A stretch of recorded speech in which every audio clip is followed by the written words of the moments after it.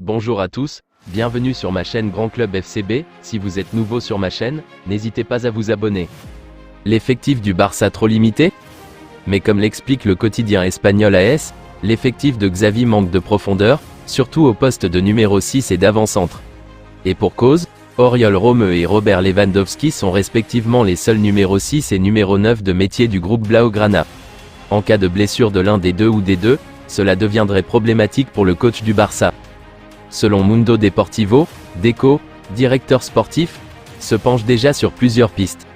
Les noms de Martin Zubimendi, Real Sociedad, Joao Palhinha, Fulham, Joshua Kimmich, Bayern Munich, Guido Rodriguez, Betis, ou encore Jorginho, Arsenal, sont cités avec plus ou moins de crédibilité étant donné le caractère très onéreux de certaines pistes.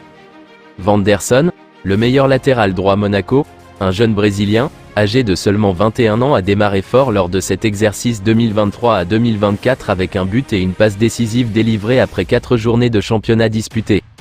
Arrivé sur le Rocher en 2021, Vanderson plaît particulièrement au FC Barcelone mais surtout à Xavi comme le rapporte Fichares.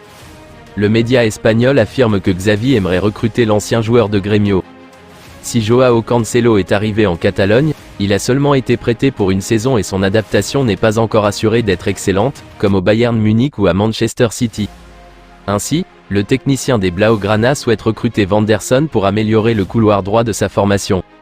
Il y a peu de chances qu'un transfert se concrétise cet hiver mais l'été prochain, le natif de Rondonópolis qui progresse très rapidement sera assurément l'une des pistes du Barça. Sous contrat jusqu'en juin 2027 avec l'AS Monaco, Vanderson est évalué à 20 millions d'euros sur le site Transfermarkt. Mais sa valeur devrait encore grimper s'il poursuit sur la même dynamique que son excellent début de saison. La presse espagnole évoque un montant de 50 millions d'euros pour faire plier les monégasques. Javier Tebas, le patron de la Liga, s'est exprimé sur le retour avorté de Lionel Messi au Barça. C'était le rêve de toute une région. Depuis le début de l'année 2023 et la décision de Lionel Messi de ne pas prolonger au Paris Saint-Germain, le FC Barcelone a tout mis en œuvre pour entreprendre le retour de l'idole du Camp Nou.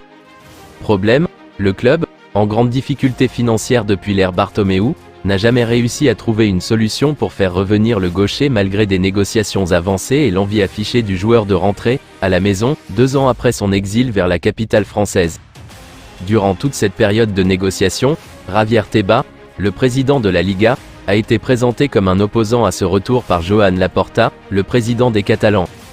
Pour autant, il s'est exprimé aujourd'hui sur le grand retour raté de l'Argentin avec des propos surprenants. Messi n'a pas terminé sa carrière en Liga parce que Léo et Barcelone ne sont pas parvenus à un accord. J'espérais vraiment qu'il terminerait sa carrière en Espagne. Ça aurait été mieux pour lui, moi et Barcelone, a-t-il indiqué lors d'une conférence de presse. De quoi forcément relancer les débats, Tebas ayant mis la pression sur le respect du fair-play financier pour le retour de Lionel Messi. Je vous remercie d'avoir regardé ma vidéo, n'hésitez pas à vous abonner pour plus de contenu similaire.